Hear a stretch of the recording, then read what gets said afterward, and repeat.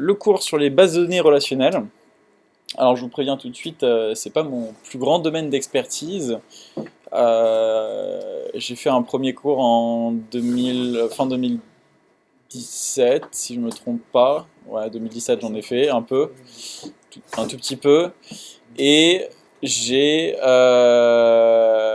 surtout pratiqué en fait, non, pas en 2007, en 2018 et en début de 2019, c'est là où j'ai eu l'occasion de pratiquer. J'ai pas pratiqué sur MySQL, j'ai pratiqué sur PostgreSQL. Grosso modo, c'est quasiment la même chose. C'est quasiment la même chose. En fait, SQL, c'est un standard qui définit en gros à quoi va ressembler l'instruction SQL, la commande qu'on va donner au serveur. Et après, il y a différentes implémentations. Il y a MySQL, il y a PostgreSQL, il y en a plein d'autres. Et voilà, moi, le client avec qui je travaillais, il travaillait sur Postgres. Du coup, j'ai appris à utiliser sur Postgres. Voilà. J'espère que t'as quelqu'un pour le faire là. Hop. Voilà. Donc, à quoi sert une base de données? Tout simplement à stocker les données. En fait, ce qui se passe, c'est que pourquoi on se préoccupe autant du stockage des données? Alors, il y a plusieurs aspects à ça. Et un des aspects, c'est on va s'embêter à plus stocker les données, à les stocker d'une certaine manière, donc passer du temps à ça, pour qu'ensuite on puisse les récupérer plus facilement. Parce que si on stockait les données en vrac dans un fichier texte, bah, ça serait hyper galère d'ensuite aller les récupérer, ce serait pas forcément optimisé, ça serait lent, etc. Il y a un autre aspect qui est qui est le matériel en fait. La base de données va permettre de gérer le stockage de manière fiable sur le disque dur. La base de données va également servir à gérer le fait que plusieurs personnes cherchent à lire ou modifier les mêmes données. Donc comment ça va se gérer? Et en l'occurrence, les bases de données relationnelles fonctionnent par des relations. Donc on va avoir tout un tas de données et on va établir des liens entre différentes données, donc ces relations. Par exemple, un exemple de relation, ça peut être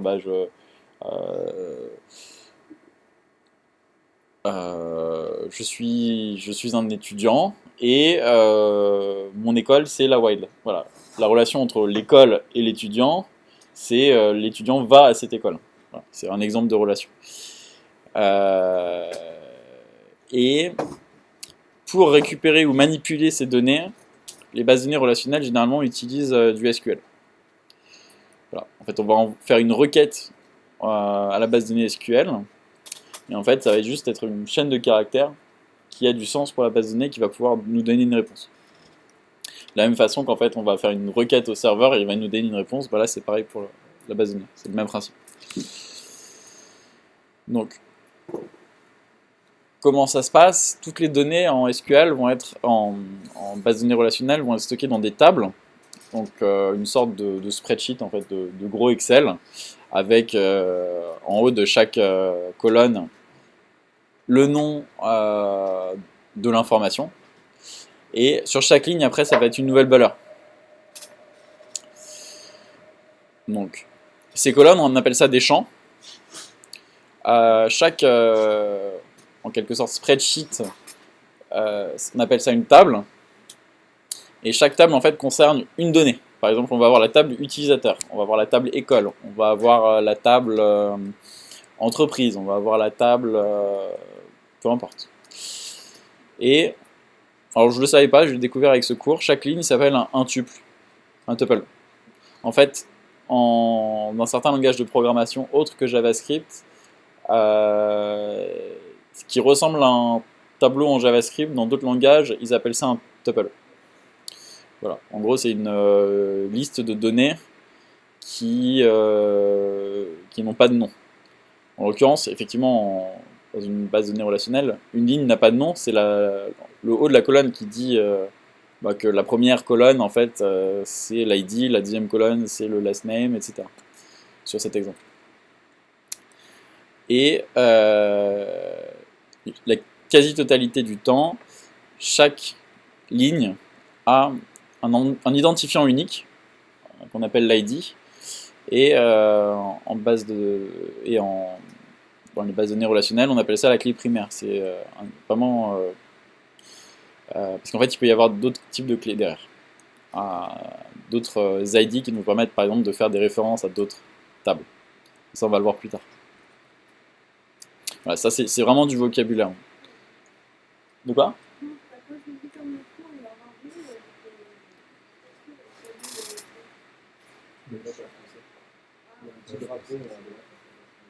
Tout à fait.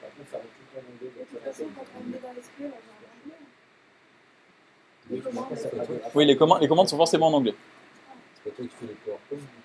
C'est pas moi qui fais les PowerPoint. Parce que je me disais justement, quand on parlait des mots de vocabulaire, ça se trouve, ce serait pertinent, tu vois, de mettre les versions anglaises justement dans le PowerPoint. Donc, c'est ça Alors,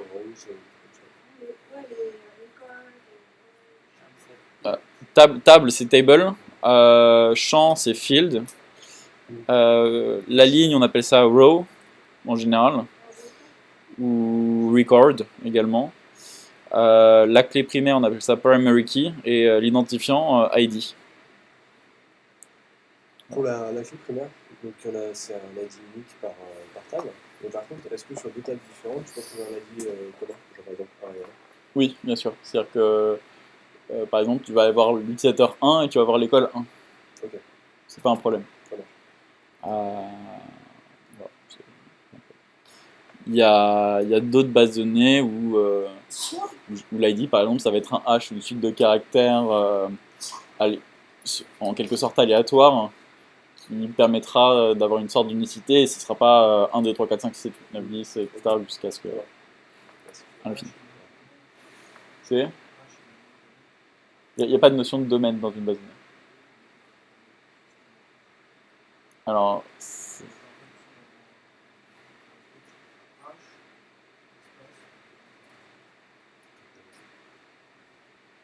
H, espace, les noms des talos.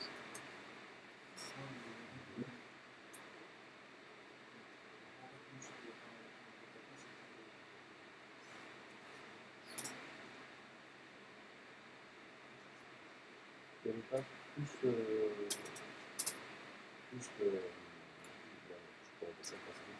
implémentation? Il n'y a pas marqué dessus? Ah, je croyais.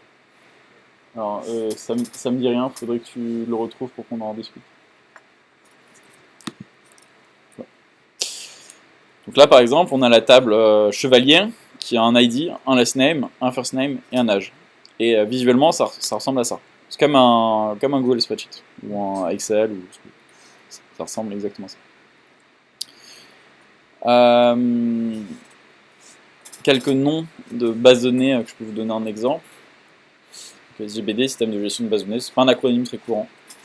Alors parmi les bases de données relationnelles, on a MySQL qui est le plus courant. MariaDB, il me semble que c'est un fork de MySQL. Donc en fait, à la base c'était le même projet, ils se sont divisés en deux. Il y en a un qui est plus parti dans une direction et MySQL dans une autre. Et c'est le plus courant parce qu'en fait, tous les projets WordPress, en fait, par défaut, c'est MySQL. Et WordPress, ça représente une part importante des sites sur Internet. De quoi, Joomla? Ouais, Joomla et Drupal aussi. Symfony aussi, par défaut, ils conseillent MySQL. Donc, en fait, tous les projets PHP recommandent plus ou moins MySQL de base. Donc comme PHP représente une part extrêmement importante des sites sur Internet, forcément MySQL est une des bases de données les plus utilisées. Mais PostgreSQL est très utilisé, notamment pas mal quasiment tous les projets Ruby utilisent du Postgres. Il y a pas mal de projets JavaScript qui utilisent du Postgre aussi. Enfin voilà. Ok. Mais enfin, quand vous avez appris MySQL, passer à Postgre, c'est un battement d'œil. Enfin, il n'y a pas de préoccupation à avoir. Il y a peut-être une fois une commande de temps en temps qui ne va pas s'écrire exactement de la même manière, ou des types des types de données qui ne vont pas être exactement les mêmes, mais c'est pas le passage de l'un à l'autre est vraiment négligeable. Et bon, il y a les bases de données relationnelles d'un côté, et il y a plein de types de bases de données. Il n'y a pas seulement les bases de données relationnelles. Il y a également un autre courant assez fort qui est le NoSQL, donc Not Only SQL. Et en l'occurrence, le plus connu, c'est MongoDB. Voilà. Ouais. Alors, voilà, MongoDB, grosso modo, c'est on va stocker toutes les données qui ont un lien ensemble, on va les stocker au même endroit. Alors que en SQL, on va séparer toutes les données. On va les séparer, mais ça, on va revoir ça après. Je vais vérifier que j'ai rien sauté. Non, c'est nous, on va pas étudier le NoSQL. Mais grosso modo, généralement, le NoSQL, ça ressemble à des gros objets JavaScript, un peu comme ce que vous récupérez d'une API. C'est un objet qui va contenir des tableaux, qui va contenir des objets, d'autres objets, etc. De quoi Il y a des avantages et des inconvénients aux deux, et des cas d'utilisation propres aux deux en général. Après, c'est des subtilités. On va dire que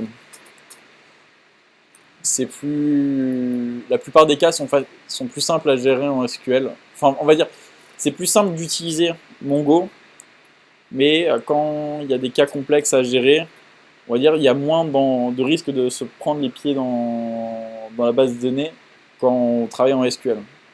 Alors quand on travaille en NoSQL, si on fait mal les choses, on peut se prendre les pieds dedans assez facilement. Parce qu'en fait, il y a le cas où en fait on a vraiment les contraintes, c'est vraiment être hyper carré, hyper machin. Donc forcément, c'est pour nous protéger nous en tant qu'utilisateur de la base de données.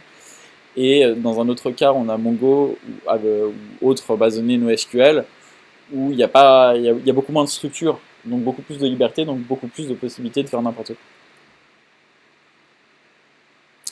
Voilà. NoSQL en fait, une entité, donc une seule chose va contenir toutes les informations qui la concernent. Par exemple, une entité, ça pourrait être, dans le cas d'une base utilisateur, un utilisateur. Donc un utilisateur va contenir toutes les informations qui le concernent.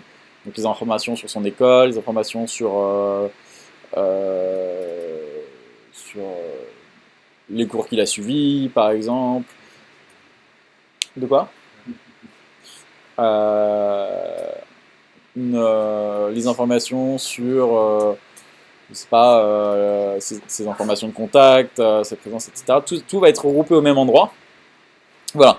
Un étudiant aura ses informations personnelles ainsi que la liste des cours auxquels il participe.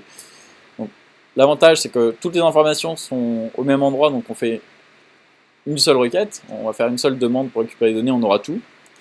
Mais étant donné que tout est au même endroit, selon la structure de base de données qu'on a, il y aura probablement des données qui seront à plusieurs endroits. Voilà, par exemple, si 2 étudiants participent au même cours, les informations présentant le cours seront disponibles sur les 2 étudiants, sur les données des 2 étudiants. Donc, ce qui peut être pénible à gérer. En SQL, c'est l'inverse. Une entité ne va avoir que les informations qui la concernent directement. Donc, l'utilisateur, dans le cas d'un étudiant, il aura que ses informations personnelles, son nom, son prénom, son email, etc., directement dans une table. Et cette table sera liée à d'autres tables qui vont gérer d'autres informations, comme une table cours. Donc, avantage du SQL, c'est qu'il n'y a aucune duplication de données. L'inconvénient, c'est qu'il faut prévoir à l'avance la structure de la base de données. Et il faut que la base de données, ensuite, quand on fait les requêtes, de bien dire, ok, va aussi récupérer les cours. Ça ne sera pas tout seul. Voilà. Grosso modo, ça c'est la différence entre les deux. NoSQL, ça ressemble à des objets JavaScript, tout simplement.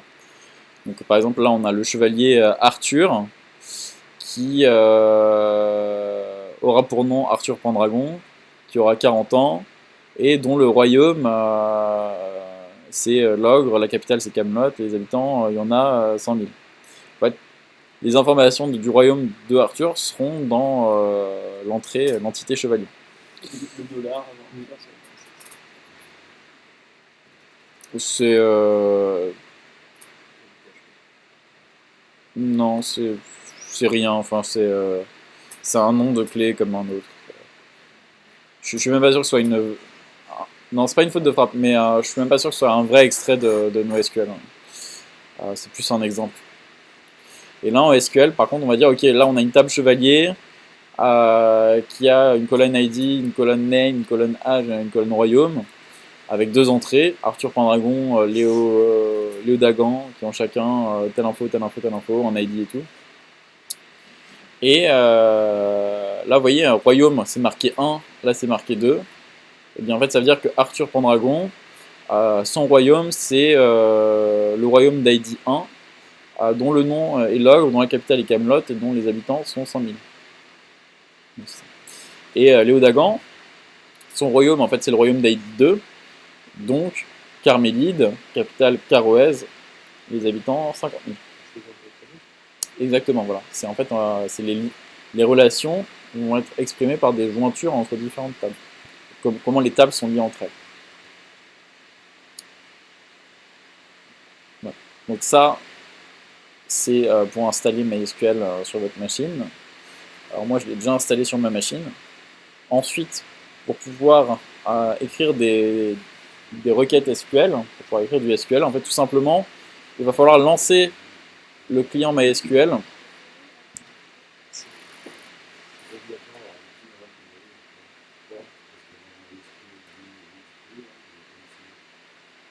Tu n'as pas besoin de mettre sudo normalement. Mais il faut le faire à l'installation après.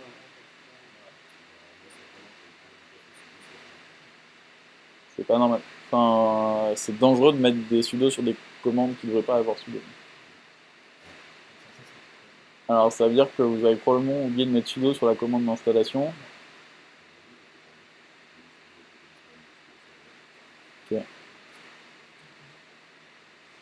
Bon, je pourrais pas vous dire comme ça, moi je j'installe jamais les bases de données à la main sur ma machine.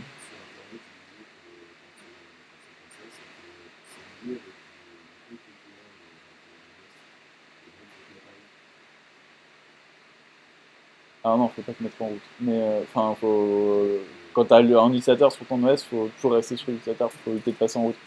Sudo te donne les permissions en route temporairement, mais bon, ok. Peut-être que tu rencontreras des problèmes liés à ça plus tard, mais en tout cas pour le moment ça marche. Donc, en fait, la commande MySQL va nous permettre de rentrer dans une sorte d'invité de commande MySQL. On va pouvoir lancer des commandes MySQL. Parce qu'on ne peut pas les lancer directement dans le terminal. Parce que le terminal, il ne comprend pas le SQL. Il faut lancer MySQL pour pouvoir exécuter du SQL. Et en l'occurrence, quand on lance la commande MySQL, ici, il faut préciser quel utilisateur et le paramètre P, donc -U pour préciser l'utilisateur. Ensuite, on précise le nom de l'utilisateur. En l'occurrence, ici, dans cet exemple, root. Et ensuite, il faut mettre le paramètre -P pour dire qu'on va rentrer un mot de passe. Donc, il va nous demander notre mot de passe. On va le taper. Et s'il est bon, on va être connecté en tant qu'utilisateur ici root. Et on va pouvoir lancer nos commandes SQL.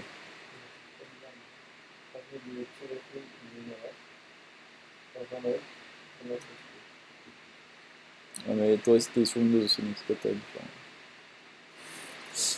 Voilà. Très important, vous pouvez un peu bidouiller avec l'utilisateur root en local, mais sur un serveur que vous allez déployer, jamais.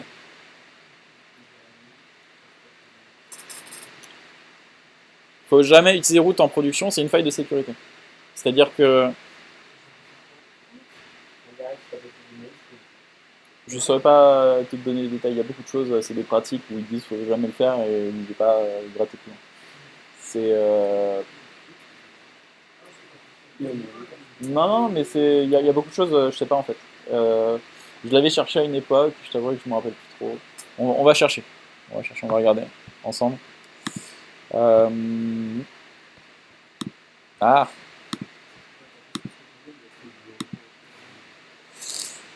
euh,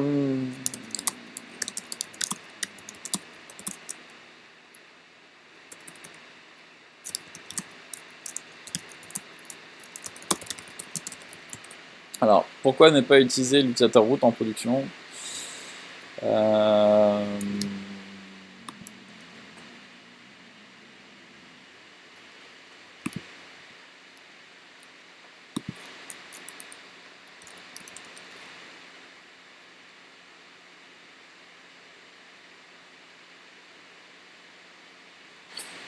hmm,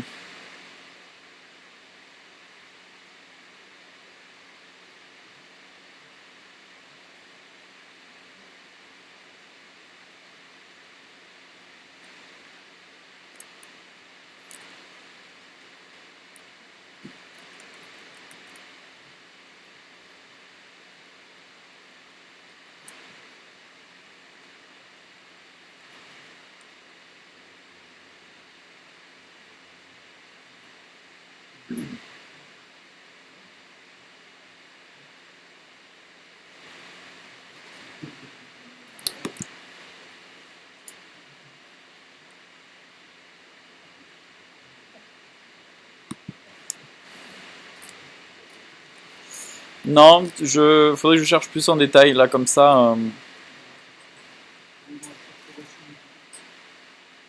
C'est une question de sécurité.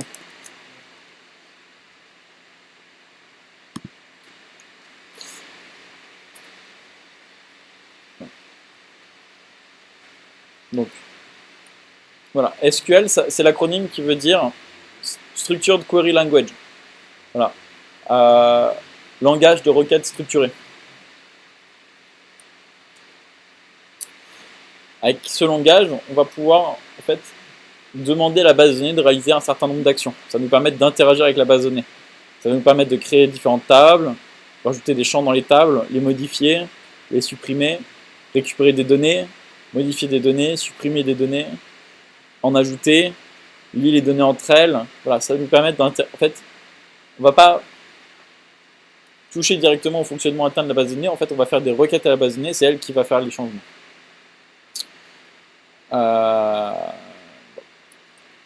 Le SQL, c'est un standard, comme je disais, voilà, et ensuite chaque base de données a son implémentation de SQL qui peut parfois varier très légèrement.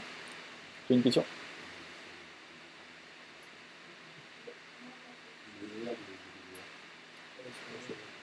Relationnel, je suppose. Mais c'est pas un acronyme qu'on croise hyper souvent, à moins d'être dans la base de données. Enfin, les acronymes, c'est pas ce qui importe. Hein. Ce qui importe à chaque fois, c'est qu'est-ce qu'on peut faire, quelle est la logique, comment faire, etc. Les noms, c'est juste un moyen de communiquer avec d'autres personnes. Donc là, je vais faire les commandes avec vous. C'est-à-dire que j'ai déjà un terminal que je vais zoomer.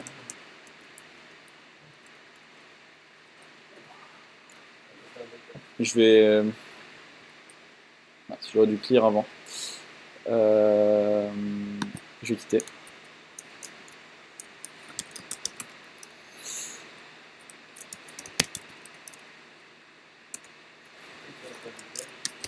Parce que j'installe jamais les bases de données à la main sur mon ordinateur. Voilà. Donc là, j'ai lancé MySQL. Donc ce que j'ai fait avant, vous pouvez l'ignorer. Là, j'ai lancé MySQL et je vais pouvoir créer du coup une base de données while.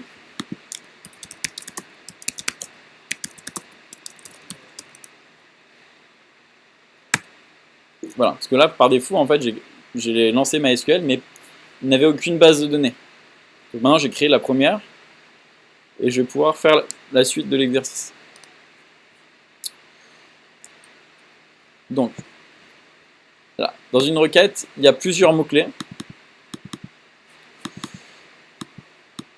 Et chaque instruction se termine par un point virgule. Ce qui peut arriver, c'est que souvent, en fait, vous allez taper quelque chose, vous allez faire entrer, et ça va pas marcher. Par exemple, si je fais create database while sans le point virgule, il va s'attendre à la suite de la commande, comme si on voulait l'écrire sur plusieurs lignes. Ce qui n'est pas ce qu'on veut. Exactement, parce que vous avez oublié les points virgules. Les points virgules sont obligatoires pour terminer une requête.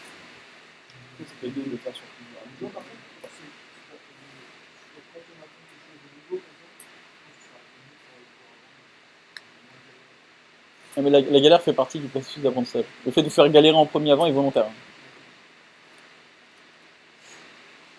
Après, c'est vrai que dans leur cours, ils t'expliquent pas, par exemple, le point virgule, ça permet de. Bah là, j'ai. Là, ça, c'est basique. En fait, j'ai pensé à vous l'expliquer parce que je vous ai vu galérer dessus ce matin. Ce matin, on a là-dessus juste parce que. Mais au moins, maintenant, vous ne l'oublierez pas. C'est clair. Hein.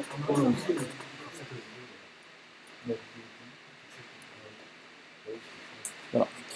Maintenant que j'ai créé une base de données, je vais pouvoir, dans cette base de données, créer différentes tables qui vont contenir différentes informations.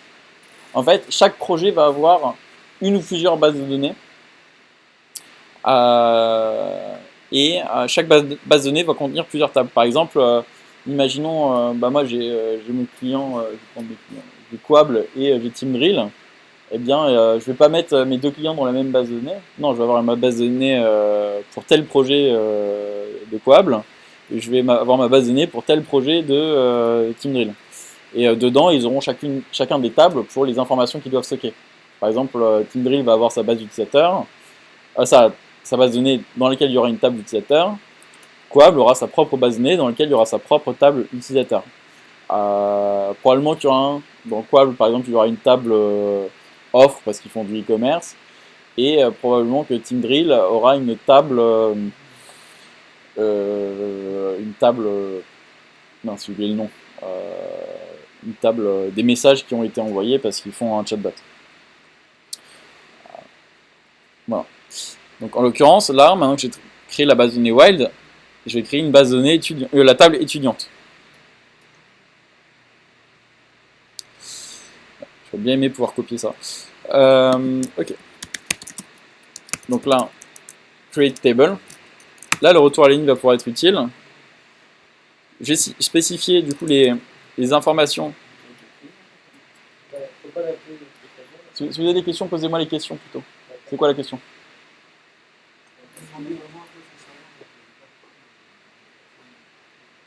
Ok, je vais réexpliquer parce que tu n'étais pas là quand le cours a commencé, c'est ça.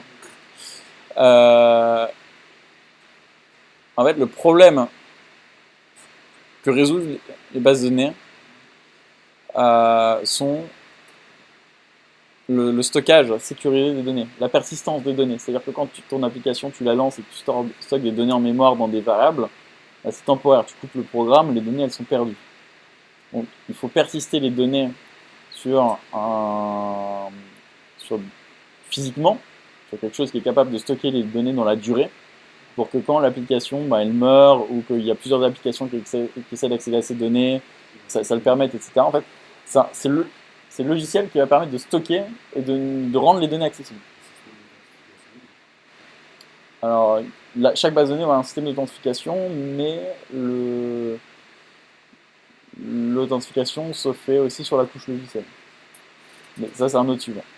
Voilà. Donc en fait, tout le problème est lié à la persistance des données et le fait que plusieurs personnes vont vouloir accéder ou modifier les mêmes données en même temps. Et c'est un sujet très compliqué. La persistance des données et l'optimisation du stockage, c'est des sujets très compliqués qui sont impactés par les limites de ce que permet le matériel aujourd'hui. Ça nécessite d'avoir un logiciel qui est dédié à ça, qu'on appelle la base de données.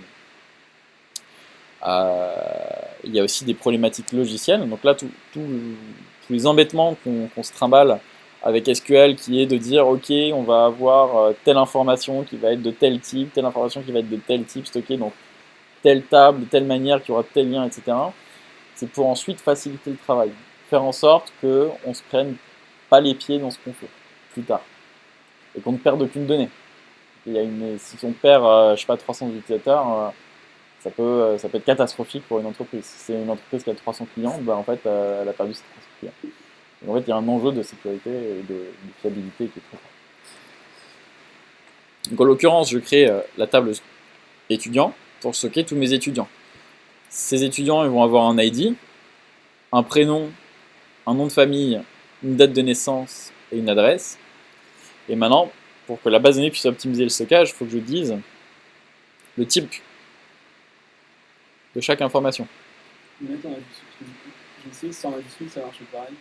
C'est quoi, c'est une convention, ça? Ouais, c'est plus une convention. Je t'avouerai que si je dois l'écrire dans du code qui est stocké, versionné, etc., je l'écris en majuscule bien proprement, comme c'est plus ou moins demandé. Mais si je dois écrire du SQL salement, rapidement, je vais faire en majuscule perso. Mais je ne suis pas un expert du SQL. Hein. Clairement, c'est pas mon domaine d'expertise. En général, les bases de données sont très volumineuses. Le stockage n'est plus un problème aujourd'hui. Ouais, c'est remplaçable. C'est l'espace disque, c'est ce qu'il y a de moins cher. Donc en fait, tu ne te poses plus la question de l'espace disque en 2020. Enfin en 2019.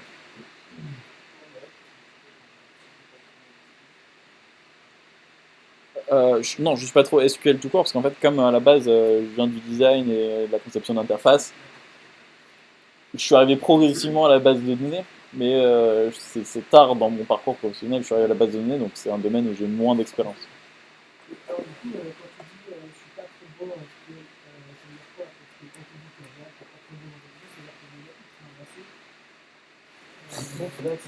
très bon en SQL, ça veut dire que les gens sont avancés. Comment on voit les choses? Super belle chemise, ça y est. Non, parce que moi, du coup, je veux la chambre avec vue sur la mer. Non, alors, qu'est-ce que ça veut dire? Ça veut dire que j'ai fait un cours sur une plateforme en ligne, je sais même plus laquelle, peut-être deux, et que j'ai travaillé, j'ai écrit du SQL très ponctuellement, quelques fois en galérant comme un chien avant d'apprendre ces cours-là. Et j'entendais les développeurs back autour de moi qui en faisaient, donc j'entendais les problématiques et j'essayais de discuter avec eux avant d'en avoir fait. Donc je connaissais un peu déjà les problématiques avant de commencer à l'apprendre. Et j'ai pratiqué pour la première fois au début de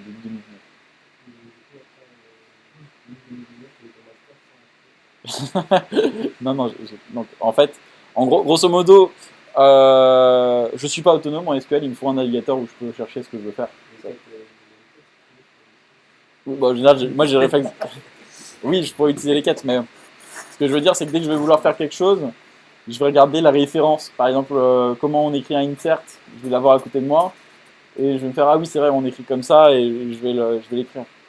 Ah, je vais écrire un delete, ah, ok, c'est comme ça, ouais, je vais le faire, c'est comme ça. Mais dès qu'il y aura des problèmes ou des difficultés, je vais galérer, je vais chercher pendant un moment, essayer de comprendre pourquoi. Et Et c'est aussi parce que tu utilises des frameworks qui peuvent faire tout ça. voilà, il y a un peu de ça. J'ai vu sur internet qu'en général, les gens ils tapent pas les données directement dans le terminal, ils utilisent des logiciels. Oui, voilà. Alors en fait, sur la plupart des projets, on écrit rarement les requêtes SQL à la main. On va utiliser des technologies, des librairies, ce qu'on appelle des ORM, qui vont générer les requêtes SQL pour nous, mais ça ne dispense pas de connaître le SQL, notamment parce que quand il y a un problème sur la base de données, il va falloir aller inspecter à la main la base de données, c'est-à-dire ouvrir le terminal, aller regarder l'état de la base de données à la main, regarder ok, est-ce que les données elles sont bien, etc. Parce que l'application ne va pas toujours fonctionner bien. En fait, il va falloir aller à la main en SQL, consulter l'état de la base de données, éventuellement faire des petites manipulations.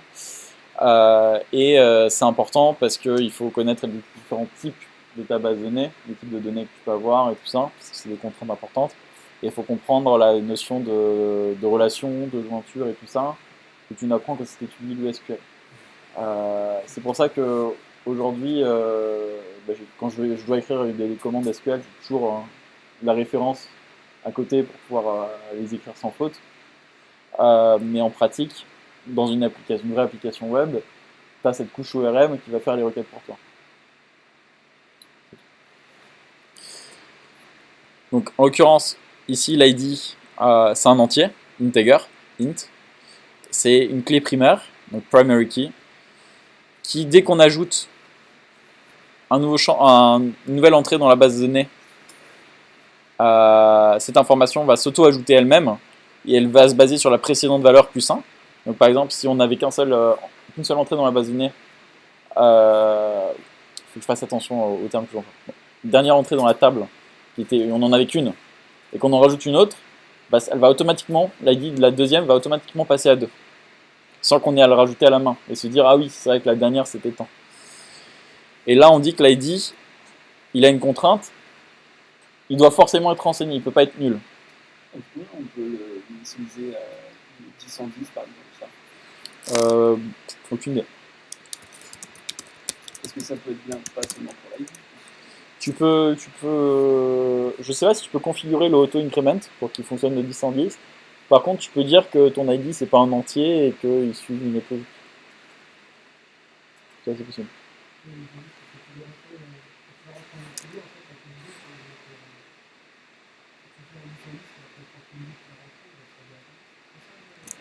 C'est tu vois que ça fasse 1, 2, 3, 4, 5, c'est 10, 20, 30, 40.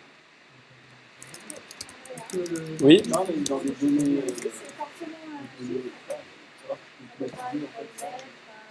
Si, c'est que, en fait, couramment, la plupart du temps, en tout cas en MySQL, l'ID ça va être un entier. qui s'auto-incrémente. 1, 2, 3, 4, 5, 7, 8, 9, 10 en fonction du nombre d'éléments qu'on a dans la base de données.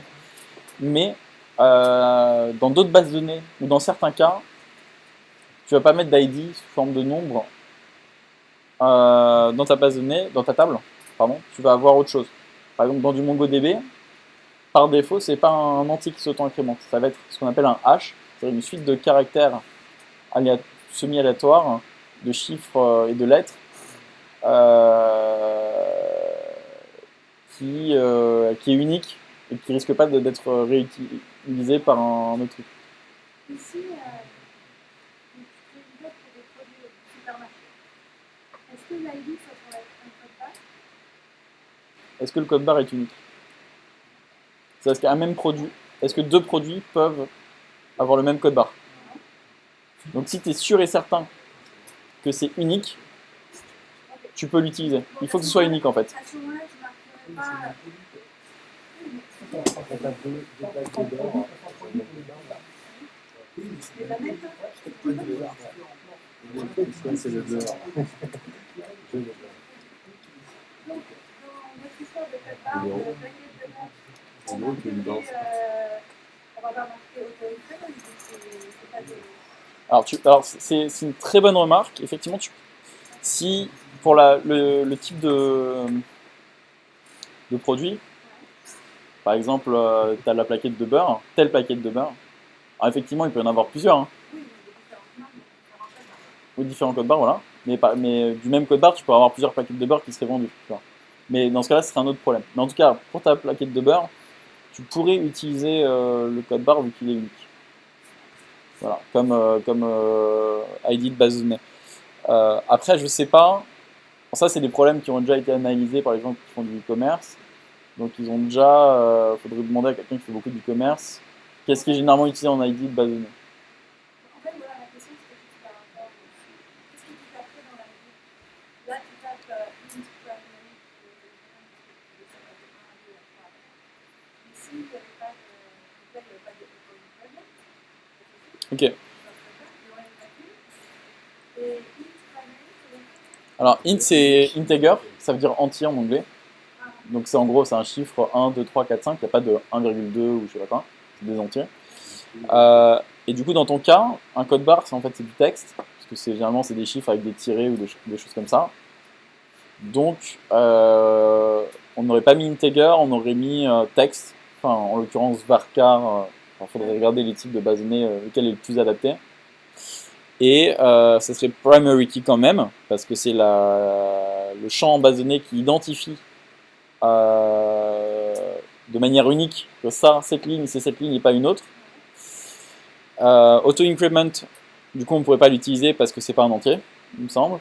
Et par contre, il faudrait laisser une note nulle parce que le champ, cette valeur ne peut pas être vide, la case ne peut pas être vide. Oui. Oui.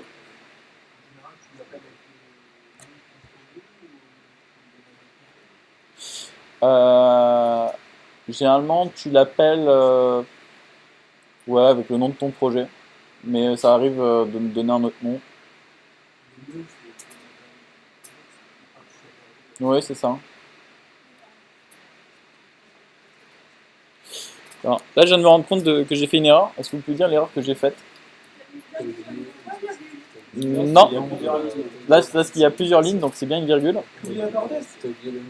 J'ai pas terminé la ligne. Attendez. Là, c'est dans les deux lignes que j'ai écrites, et c'est pas dans les lignes que je n'ai pas encore écrites, l'erreur. Voilà, j'ai oublié le nom de la table. Donc, non, elle n'est pas créée. C'est sur plusieurs lignes le code. Donc là, createable student. Je vérifie que c'est bien comme ça. Oui, c'est créer database que j'ai fait. C'est-à-dire qu'une base de données contient différentes tables. Ah, pardon, j'avais de la même façon. Là, je déjà. C'est vrai. Je voyais pas avec tes cheveux. Du coup, de la même façon que quand vous créez un Google Spreadsheet ou un fichier Excel, il y aura plusieurs. Vous pouvez avoir plusieurs feuilles de calcul. Donc, c'est-à-dire qu'en gros, la base de données, ce serait le fichier. Et chaque spreadsheet, ce serait une table différente. Donc là, on était donc id int primary key auto increment not nul. On a spécifié toutes les contraintes. Ensuite, on a un champ first name qui est de type varchar d'une longueur de 100. C'est-à-dire que ça veut dire que là, un prénom ne pourra pas dépasser 100 caractères.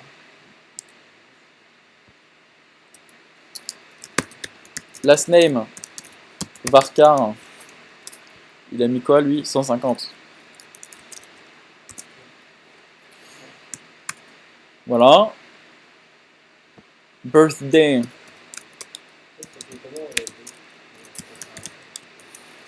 De quoi?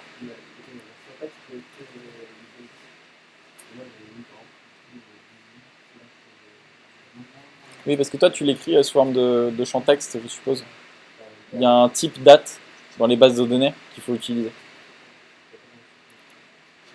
Bah, en fait, il faut regarder chaque base de données, tu regardes les types qu'elle supporte, et tu regardes quel est le format de date le plus approprié à ton cas d'utilisation. Les dates, ça peut être compliqué dans certains cas. Moi, j'ai eu des prises de tête sur les dates. Et voilà. Et on dit que l'adresse, c'est du texte. Donc, je suppose que texte, c'est une sorte de champ texte spécial qui doit avoir une limite de caractère assez grande. Voilà. Ouais.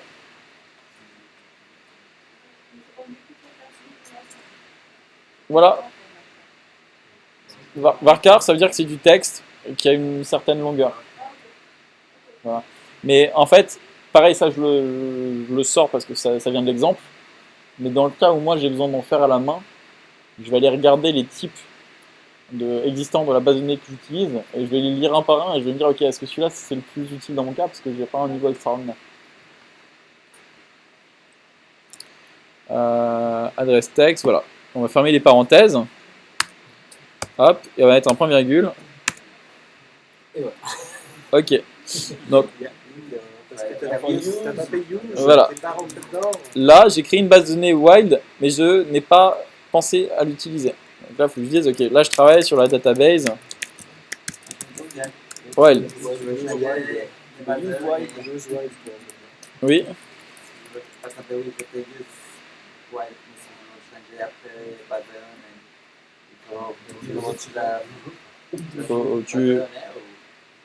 Comme je, par exemple, si tu fais show databases, il me montre tous les bases de données, mais il ne les montre pas dans laquelle je suis en train de travailler. Donc, je sais pas Ah voir oui, ça. ouais. Il te dit pas là où tu es. Donc, Ouais. Alors là, j'ai utilisé help.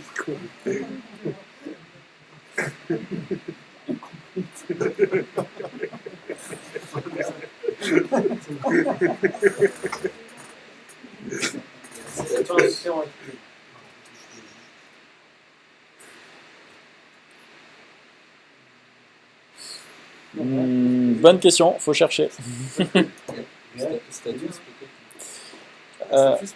De quoi?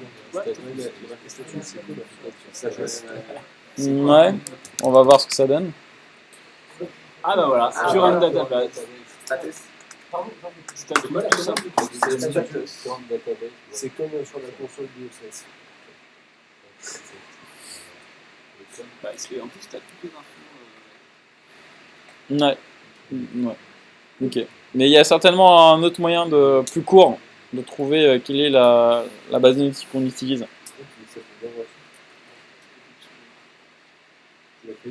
Oui, je l'ai créé. J'ai créé le serveur MySQL il y a 1h28. Donc maintenant que j'ai utilisé Wild, je vais pouvoir créer la table. Voilà, elle a été créée. Maintenant, je pense que je peux faire show tables. Ouais. Voilà. Donc là, je vois que dans la base de données Wild, j'ai une table qui s'appelle student.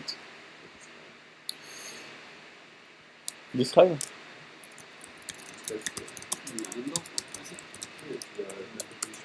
Ok. Voilà. Donc là, j'ai les informations sur ma base de données, quels sont ces champs. Et quels sont leurs types, est-ce qu'ils peuvent être nuls, lequel est la clé primaire, quelle est la valeur par défaut, et s'il y a des informations en plus. Par exemple, l'ID est de type int11, il ne peut pas être nul, c'est la primary key, par défaut il est nul, mais en fait il a l'extra qui est auto-increment. Donc voilà. Très bien. Maintenant, si j'avais des données dans la base de données étudiant et que je veux les supprimer, je pourrais dire truncate table student. Voilà. Là, ça l'aurait vidé. Bon, en l'occurrence, il ne se passe rien parce que j'avais rien dedans. Aucune ligne n'est affectée. Et si je voulais supprimer la table étudiant, alors attention là, quand on supprime la table étudiant, ça supprime également toutes les informations liées à sa création. Par exemple, quelle colonne il y a, quelles sont les contraintes de chaque colonne, quelles informations il y a dans la table, les jointures et tout. Donc là, si je refais show tables, j'ai plus rien. Donc je vais recréer ma table, parce que j'en ai peut-être besoin après. Donc maintenant, je vais pouvoir rajouter des données dans ma table.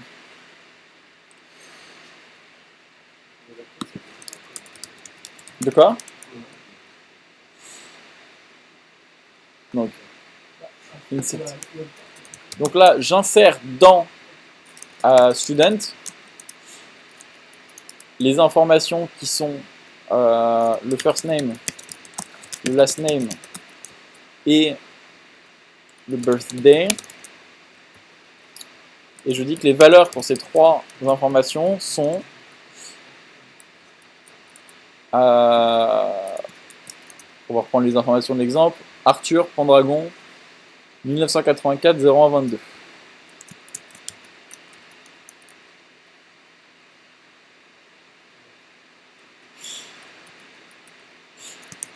Arthur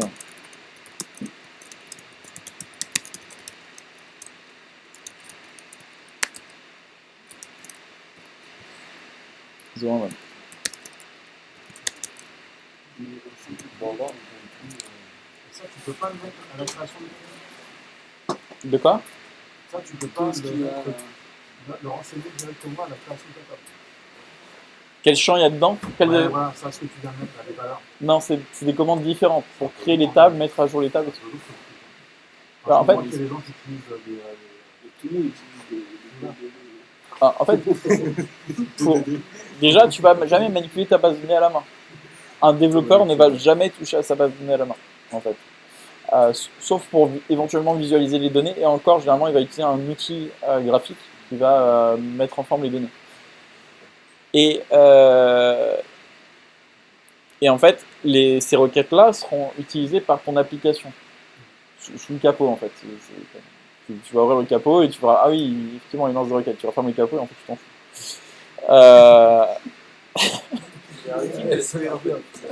C'est ça, c'est un peu ça. Et quoi? Ça te fume, mais déjà ça a l'air de l'idée. Ça doit faire avancer ces sujets, genre non mais voilà, en fait, grosso modo, c'est pas grave que tu aies besoin de plusieurs commandes pour mettre toutes tes données, parce qu'en fait tu vas pas mettre toutes tes données d'un coup. Déjà tu vas structurer ta base de données, et ensuite tu vas rajouter au fur et à mesure tes données. Et c'est ton application qui va rajouter ces données. C'est rare que tu fasses du SQL à la main. Donc là, j'ai rajouté. Pourquoi ça marche? Ah non, non, non. Je fais une connerie, j'ai mis un guillemet de trop après coup. Mais oui, mais ce que tu comprends pas, c'est que nous, ça marche ce matin, si on mettait pas des doubles guillemets pour les valeurs, il n'en voulait pas. Oui, moi je ça. Ah bon, c'est bien. Ça, tout fait, on voulait ça. Ouais, bah ça marche. Le seul moment où ça.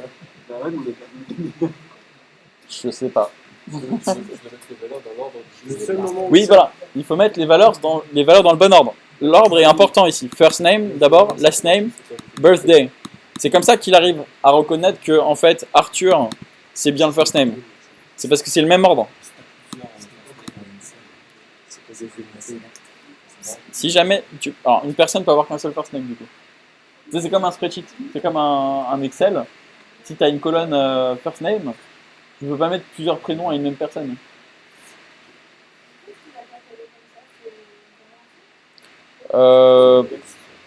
Bonne question, c'est une manière d'afficher. En fait, il y a plusieurs normes d'écriture de date.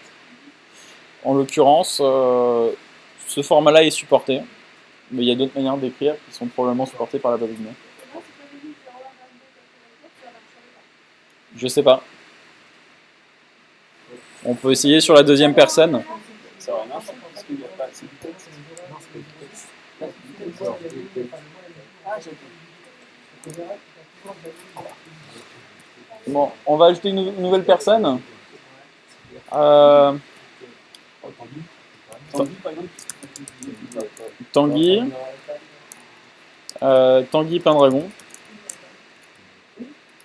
Et on va tester ce qu'a proposé Alexia, mettre jour, mois, année.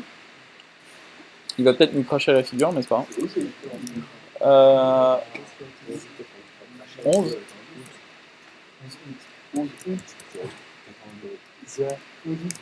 1988, c'est ça?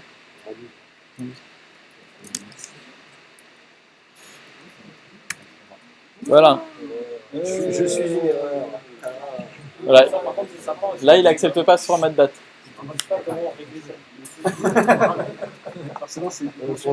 Non, alors, il dit pas forcément comment corriger le problème. Voilà, il dit pas forcément comment corriger le problème. Par contre, il donne un code d'erreur. Donc réflexe, j'ai copié le code d'erreur, je vais aller sur internet. Hop. Erreur 1292. Alors, j'aurais dû taper MySQL devant, ça aurait été plus précis. Voilà. Il sait que c'est le code d'erreur qui sont pour les dates incorrectes dans MySQL. Le mec va mettre son bout de code. Et là, ils vont lui dire que, en fait, le format de date qu'il faut mettre, c'est année, mois, jour. Voilà. Donc, là, maintenant que j'ai ajouté mes données, je vais pouvoir les afficher. En l'occurrence, oui.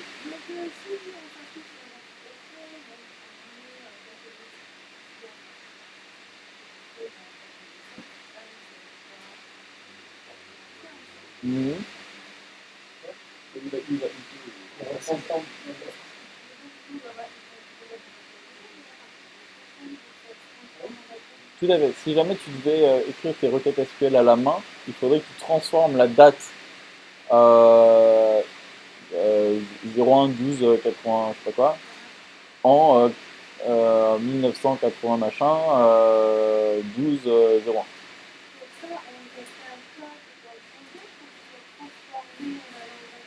Alors plutôt dans le back-end parce que parce qu'en fait le front-end, comment dire, est pas fiable. En fait. Et comme le code du front peut être modifié par n'importe qui, quelqu'un qui juste va sur la page, en fait, tu peux modifier le code de la page. Tu ne vas jamais faire confiance au code qui sera exécuté par ton interface. Donc en fait, tu vas envoyer des données telles quelles au serveur, et c'est le serveur qui va traiter ces données pour ensuite les mettre dans la base de données de manière fiable.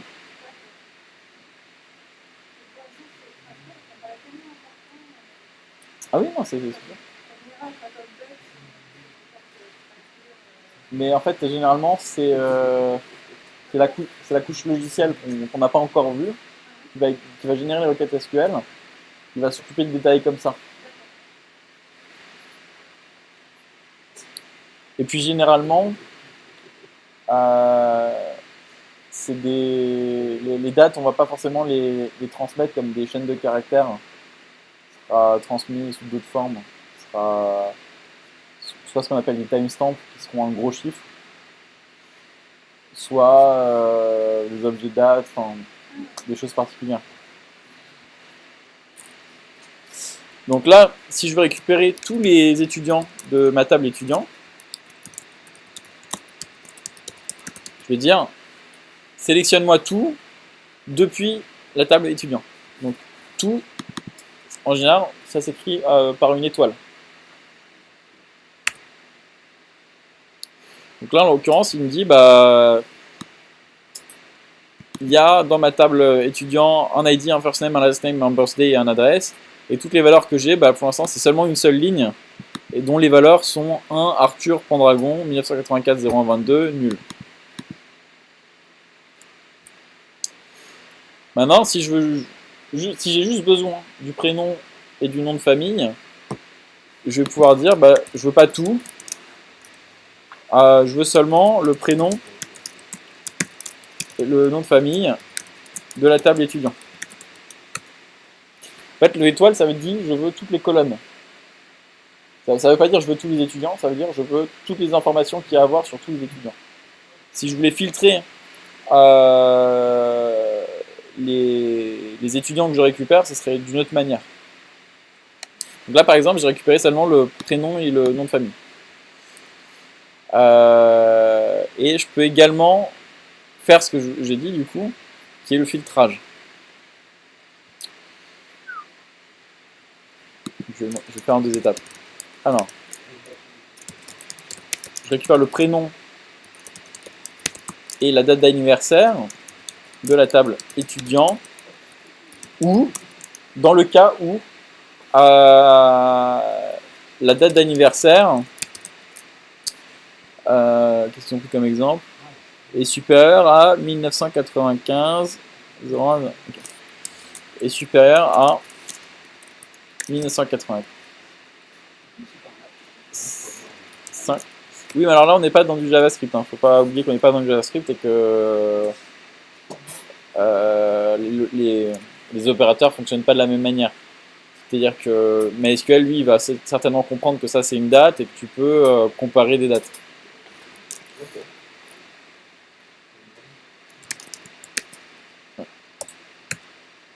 Voilà, là, par exemple, j'ai essayé de récupérer les gens qui sont nés après 1985.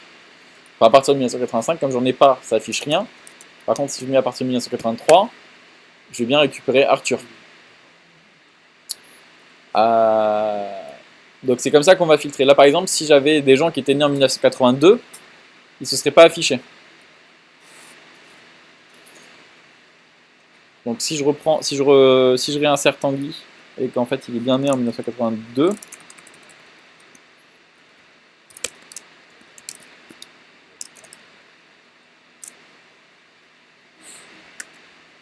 voilà, et que je fais ma requête du dessus qui était le sélectionne le nom et la date de naissance de la table étudiant dans le cas où la date de naissance est supérieure à 1983, je ne récupère que Arthur. Par contre, si je mettais 81, je récupérerais bien les deux. Peut-être, ouais. Donc, ouais, on va rajouter un égal. Ouais, ça marche. Parce que là, si je mets 82, effectivement, ça va marcher. Mais si j'enlève le égal, ça doit plus marcher. Exactement. Voilà. Et un autre truc qui était dans l'exemple ici, c'est que on peut mettre des alias. Par exemple, si birthday, ça ne vous va pas, je peux dire, je vais le renommer B par exemple. Donc birthday en tant que B. Et au lieu de dire ou, dans le cas où la date de naissance, je vais dire dans le cas où B est supérieur.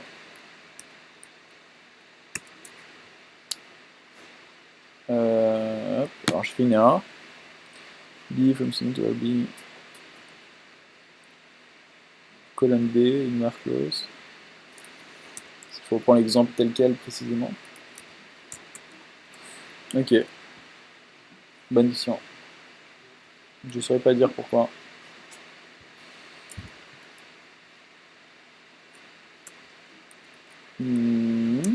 Ok, très intéressant.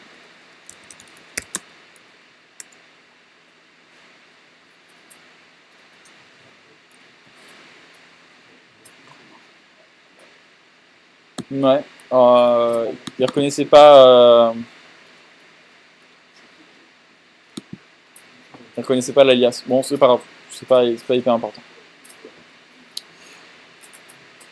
Voilà. Et il y a plein d'autres opérateurs, enfin d'autres fonctionnalités qui existent. Par exemple, dans le where, on peut lui mettre beaucoup plus d'autres choses que simplement le supérieur ou le égal. Par exemple, là, on avait récupère-moi les personnes dont le prénom est Arthur, ou les personnes dont la date de naissance est supérieure à telle date, mais on pourrait dire ou dont le nom ressemble à Arthur, like, dont la date est comprise entre temps et temps, etc., etc.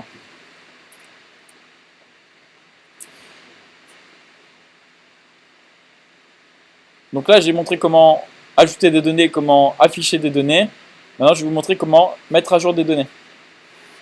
Il y a un truc qui n'est pas clair? Rien n'est clair?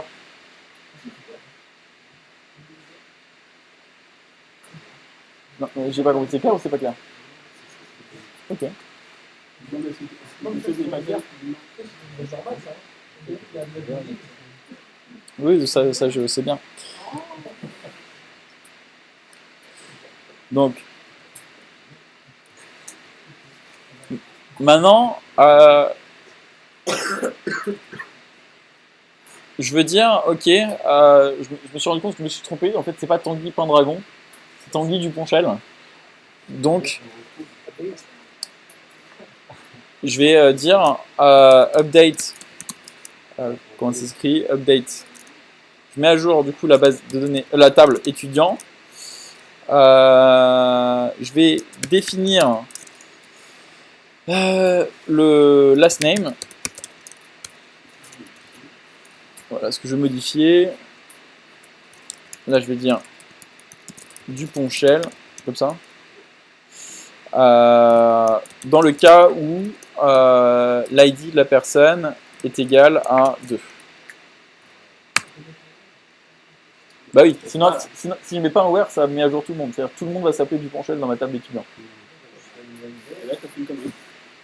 Et là, t'as fait une connerie parce qu'en fait, Il n'y a pas de contrôle Z là.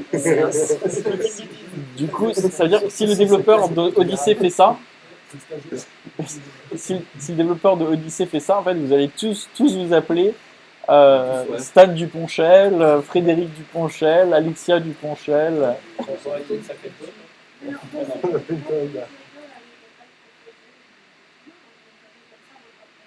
Non. Non, il... Ah ouais, non, tu peux pas. Ça, Après, tu pushes. Enfin, après, tu peux sauvegarder des étapes. là, ce qui se passe, c'est que la base de données, une fois que il n'y a pas de notion de version dans une base de données, comme dans Git. Tu peux sauvegarder des étapes. Non. C'est autre chose, j'y viens après. Une fois que tu as modifié l'information de ta base de données, elle a été modifiée. C'est pour ça que si jamais tu supprimes la base de données, tu la supprimes et les données sont perdues.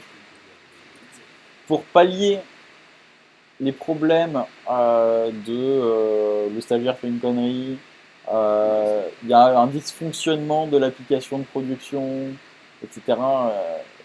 Des problèmes qui peuvent arriver et qui, s'ils arrivent, sont extrêmement critiques parce qu'on ne peut pas perdre une base de données complète, ça fait lire des entreprises entières. Il y a des sauvegardes régulières qui sont faites, ce qu'on appelle du backup de base de données. Alors, tout le monde n'en fait pas, et c'est un peu le minimum. C'est pour ça que généralement, il y a des problèmes, des fois sur certains services, et ils vont dire, bah voilà, on a rencontré un problème, on a fait un rollback, on est revenu en arrière à la version de telle heure, tel jour. C'est parce qu'en fait, leur dernière sauvegarde de base de données viable remontait à ce tel moment-là, à ce moment-là précis. Et du coup, toutes les données qui ont été ajoutées ou modifiées entre-temps ont été perdues.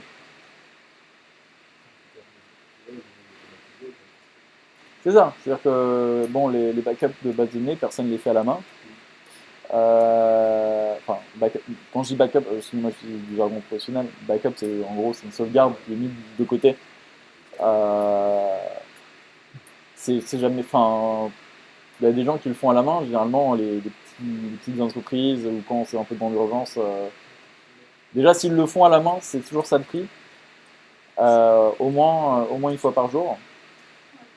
Mais mais le mieux c'est quand c'est automatisé. Et généralement c'est automatisé. Après c'est plus ou moins bien fait. Il peut y avoir des copies en temps réel de bases de données, il peut y avoir plein de choses. Mais il y a plein de stratégies pour gérer ça. Après, ça me dépasse un peu, parce que c'est pas trop mon domaine. Il y a, de la même façon qu'il y a les administrateurs système qui vont gérer le serveur, il y a les administrateurs de bases de données qui vont gérer le bon fonctionnement et l'optimisation des bases de données. Et généralement, les administrateurs système touchent un peu en base de données. Comme quand tu es calé en SQL, tu peux limite faire tout ça comme méthode. Alors, généralement, tu n'es pas calé que en SQL. Tu vas être administrateur de base de données, donc tu sauras faire plein de choses autour de la gestion et de la maintenance des bases de données. Et généralement, quand tu es bon en ça, généralement, tu es bon en administration, système et réseau au passage. D'accord. Et Oracle, Ouais. et Oracle, Alors, Oracle, c'est pas la meilleure base de données pour qui bosser. Oracle, c'est l'ancien qui font du chiffre. Ouais, ils font du chiffre, mais j'ai entendu des histoires Ah, ils sont un peu. sur leur base de données, que en fait, c'est un projet intouchable. C'est le code est irrécupérable et dès qu'il y a le moindre problème, c'est des semaines de développement pour essayer de fixer le problème. Oracle. J'ai eu un collègue qui est cadre chez lui. Et c'est un peu rien. Donc là, je vais réafficher ma base de données. Voilà, on voit bien que Tanguy, il s'appelle maintenant Duponchel. Mais en fait, je viens de me rendre compte que j'ai fait une erreur. Arthur Pendragon, bah, c'est pas un étudiant, c'est un chevalier. Donc je vais le supprimer.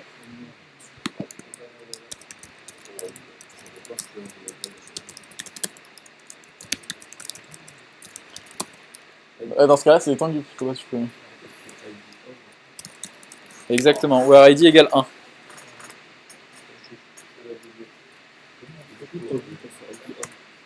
Non, l'id ne change jamais. Parce que en fait, l'id ne change jamais et ne doit jamais changer. Parce que, comme on est dans une base de données relationnelle, le moyen de dire, ok, j'ai une relation avec telle autre donnée dans une autre table, c'est via l'id. Donc en fait, si quelqu'un fait une référence à, bah moi je suis lié à Tanguy, si Tanguy a changé d'id, eh ben en fait, ça sera lié à quelqu'un d'autre par mégarde. Et du coup, maintenant, si tu rajoutes quelqu'un, il sera 1 ou 3. D'après vous? 3, donc il n'y aura plus jamais 2, hein, ça sera 3. À part si c'est parce que l'espace, tu penses que le train est continué. C'est il va y avoir quelque chose.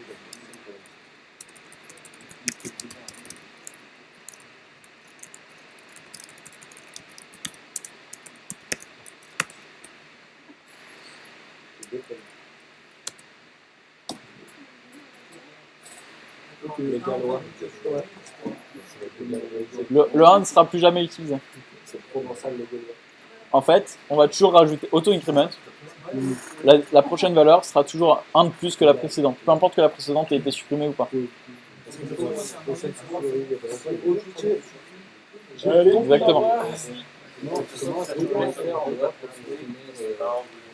From ID 2 to ID 10 par exemple. Qu'est-ce qu'il y a encore sur le mode de données? Bah là, tu vas dire. Non, select c'est uniquement. Alors, select c'est pour récupérer des données. On va sélectionner des données pour les récupérer.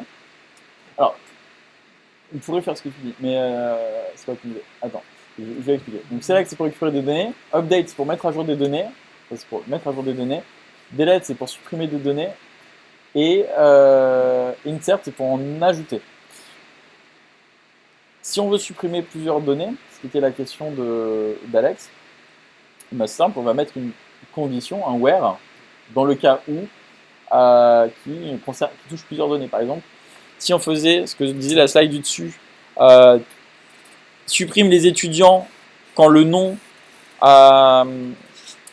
est égal à Perceval, bah, si plusieurs personnes ont le nom qui est Perceval, ça va supprimer plusieurs personnes. Et tu dois pouvoir mettre plusieurs lignes, tu peux mettre where first name Perceval, where first name Ah. Tu peux faire un where par exemple, ID inférieur à 10 par exemple. Oui, tu peux avoir plusieurs where. Donc tu diras where, and where, and where, and where, et quand tu as fini, point. C'est un vrai end ou c'est un. End. Non, c'est un end. End. Comme en anglais, end, AND. Non, Non, c'est pas de virgule. Mais après, ça, c'est lié à la syntaxe de SQL qui est comme ça. C'est pas moi qui l'invente. Et par exemple, on pourrait dire supprime toutes les personnes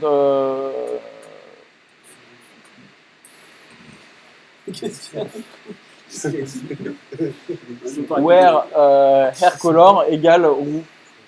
Par exemple, pour reprendre l'exemple de Adrien qui était génial. J'ai dû faire courir mon avocat. Ça se voit pas, mais tu veux utiliser les enfants déjà? Distrait le bon. Non, on va rien contre le roux.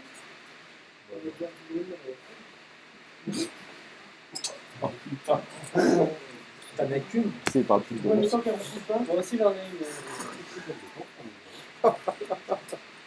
Dans ce cas-là, dans la voiture de Bruno, il y a quelqu'un qui essaie de s'enfuir. Ah, c'est marrant. Je m'en barre.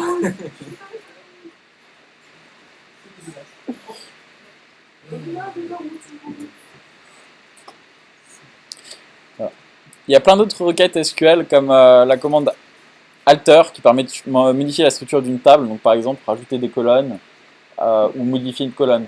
Par exemple si on se rend compte que sur notre étudiant il faudrait une donnée supplémentaire comme l'adresse email, on dirait alter quelque chose, adresse email, temps, machin.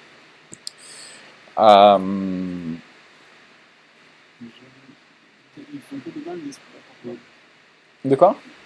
Il faut dire qu'on peut utiliser en route, mais c'est pas pourquoi. Il faut jamais utiliser du setter root en production, je sais pas pourquoi. Il faudrait dire, parce qu'ils font que de spécifique. Oui, mais tout le monde dit. Alors, les conseils de sécurité, tout le monde dit ne fais pas ça, mais rarement ils expliquent pourquoi. Oui, personne ne sait. Peut-être que ce soit pour expliquer la faille. C'est quelqu'un au début qui a dit. Non, la faille, les gens qui connaissent. Bah après, c'est une route, il y a peut-être quelque chose voilà, qui va récupérer ce masque quelque part. En fait, le truc, c'est que root, c'est l'utilisateur maître, il a toutes les permissions, donc je pense que c'est lié aux permissions. C'est-à-dire, comme il peut tout faire, tu ne veux pas utiliser cet utilisateur au cas où la base de données soit compromise. Et que du coup, ça passe à cher de mot de passe, et du coup, il y a un accès au pass route du PC client. Voilà, c'est au moins, ce sera l'utilisateur qui a ses droits réduits, qui sera compromis, puis voilà. Mais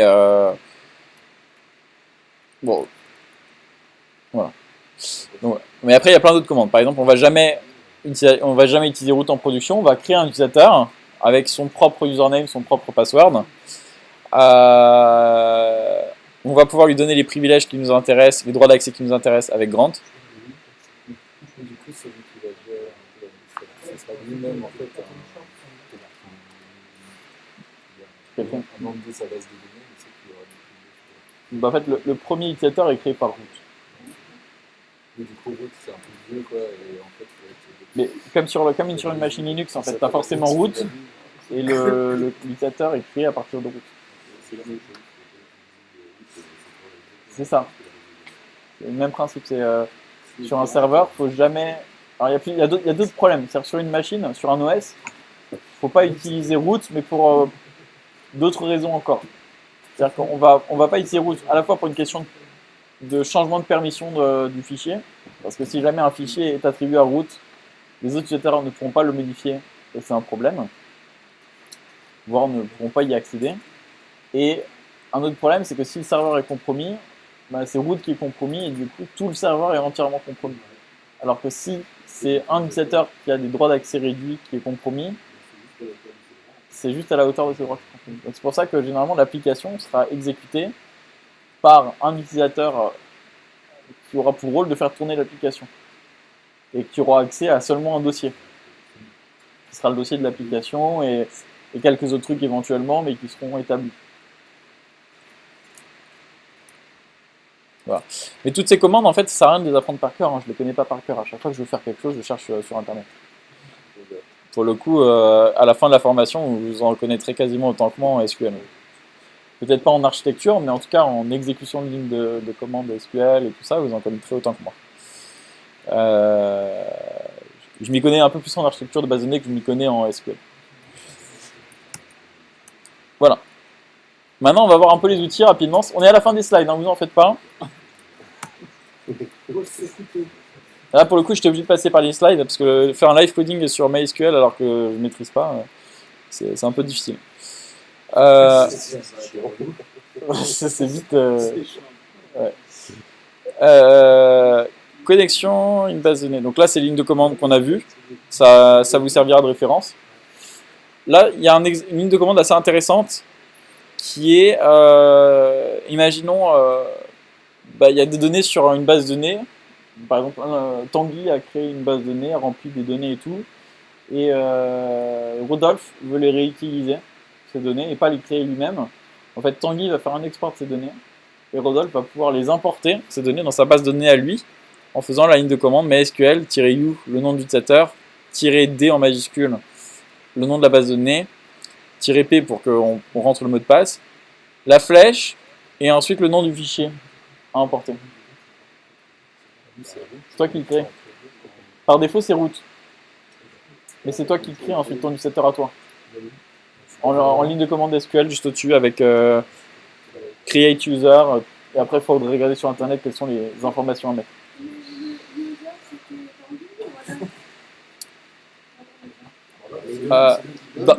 Dans l'exemple ici, le user à mettre pour importer les données, étant donné que c'est Rodolphe qui veut récupérer les données, c'est Rodolphe qui va rentrer ces informations.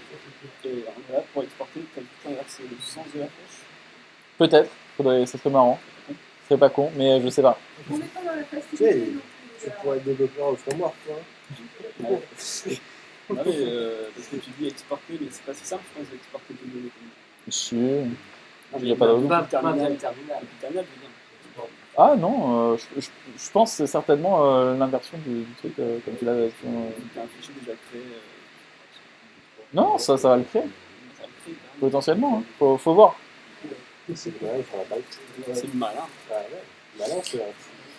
Bon, eh bien, comme c'est un peu relou de regarder les données du terminal, enfin les données de la base de données dans le terminal, souvent il y a des outils graphiques. Dans le cas de MySQL, généralement, les gens utilisent MySQL Workbench. Les gens qui font du WordPress, souvent ils utilisent PHP-MyAdmin. Les développeurs PHP utilisent beaucoup soit PHP-MyAdmin, soit PHP-Storm. Parce que PHP-Storm propose de... PHP-Storm est une alternative à VS Code. Alors vous, je vous conseille MySQL Workbench ou un qui n'est pas listé ici qui s'appelle Metabase. Metabase. Pourquoi Ils utilisent PHP Storm, eux. Pourquoi on peut pas prendre PHP? C'était facile ça. Ça vient de celui d'en haut. Alors, étant donné que c'est une interface web, il y a des limitations. Ouais. Donc, MySQL Workbench, ça peut être installé vraiment. C'est un logiciel. Sur Windows, ça se fait par Ah, c'est un logiciel que tu installes. Ouais. Moi, j'utilise Metabase et MySQL Workbench. Oui, mais c'est pas pour ça qu'il n'a pas besoin de. N'importe qui nous reste en Voilà. Bravo, C'est la roulette. C'est roulette. Mortel ici. Ah, il y a un super atelier. Et voilà, il y a un super atelier, c'est parti. Les slides sont déjà en ligne. Pour lancer des qualités perdues, on regardera.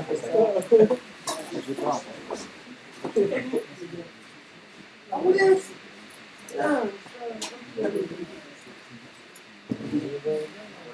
On l'a envoyé par message. Ouais. Absolument, donc, Je t'ai envoyé une connerie. Non, celle-ci est rigolote. Je t'en ai envoyé une autre. J'en ai envoyé deux. Attends. La première, c'est celle avec. C'est bien, c'est bon. C'est cool. Qu'est-ce que tu as première, c'était drôle. Mais un peu l'autre par ça. on n'a pas vu. Reddit.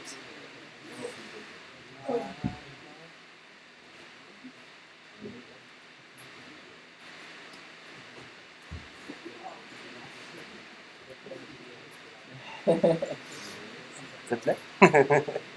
J'aime très bien le reggae. Je suis très fort en reggae. C'est vrai? Ouais.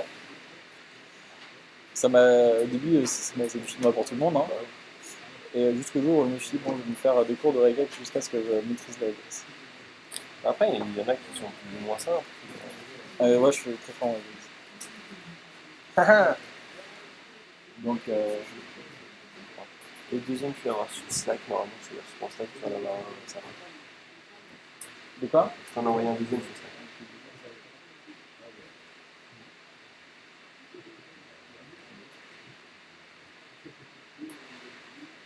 Voilà le contrôle. Oui. Je crois que c'est bien Bon, ça d'avoir une explication orale en plus. va, je pense.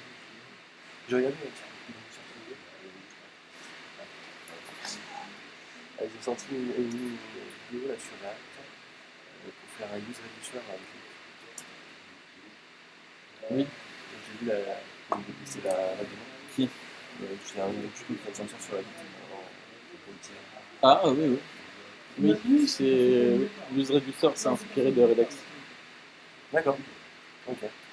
La notion de Reducer vient de Redux. J'ai pas encore utilisé. C'est un peu compliqué. Il y a un cours. J'ai vu, mais j'ai pas. C'est un peu galère à attaquer ça. Mais on va avoir des cours sur Redux. Voilà. Alors,